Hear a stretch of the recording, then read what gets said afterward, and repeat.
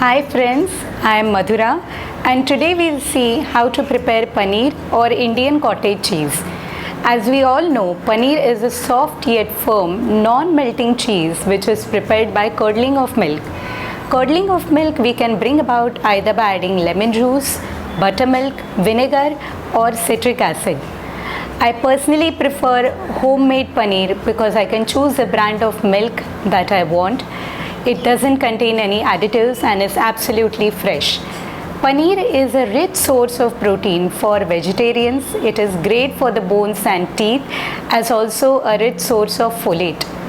I have learned how to make the perfect paneer from my grandmother and today I'll be sharing the tips and tricks for making paneer with a perfect consistency with all of you. Keep watching Madhura's Kitchen Diaries for more recipes. To prepare paneer, I have taken full fat fresh milk. Avoid using skimmed milk as it yields lesser paneer and may not set well. And 6 to 8 teaspoons of lime juice. The first step is to keep the milk on a low to medium flame and bring it to a boil. You know the milk is nearing the boiling point when a layer of cream appears on the top surface and there are wrinkles which are starting to form.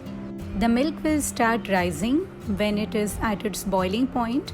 That is when you sim the flame and start stirring it so that it doesn't overflow.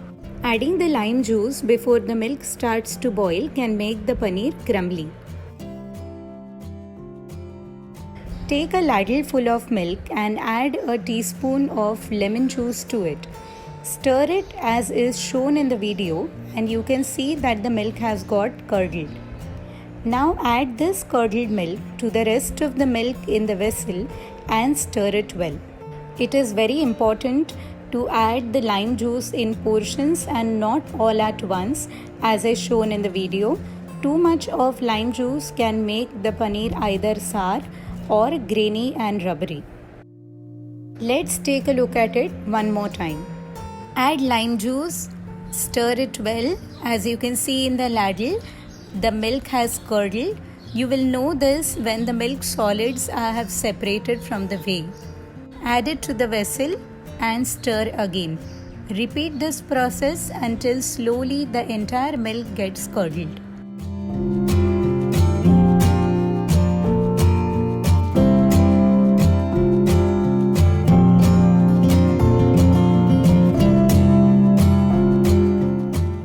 The time when you take a teaspoonful of lime juice and add it to the ladle full of milk and the whey and milk solids no more separate, that is the time you realize that the curdling process has been completed. Do not add any more lime juice and turn off the gas. Do not continue to boil the milk after it has curdled. This will make the paneer hard and grainy. We now strain the mixture in a vessel which has been lined by a muslin or a cheesecloth.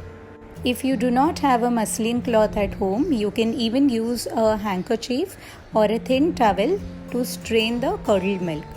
We'll now gather the edges of the cloth and squeeze the excess whey from it.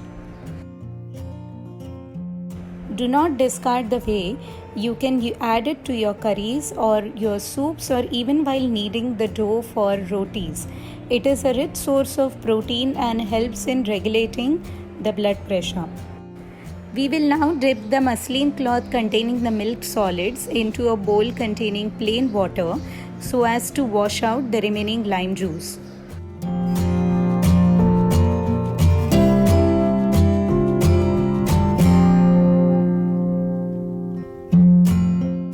Let's now press down on the muslin cloth to give the desired shape to the paneer.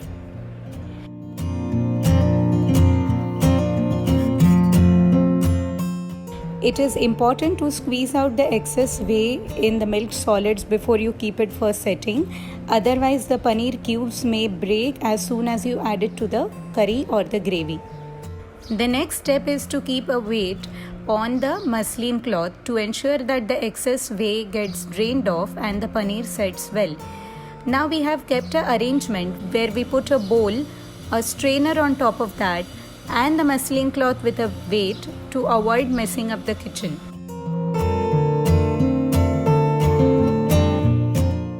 It's been an hour that we have kept the weight on the cloth. Let's remove the weight now and check whether the paneer has got set. As we can see, the paneer block has set. We now transfer it to another airtight container and refrigerate it for around 1 to 2 hours. This would ensure that while we cut the paneer and form cubes, they do not crumble. Always remember to store paneer in the chiller section of your fridge. The paneer is now ready. Let's remove it from the airtight container and cut it into cubes. You can feel the consistency of the paneer when your knife runs through it.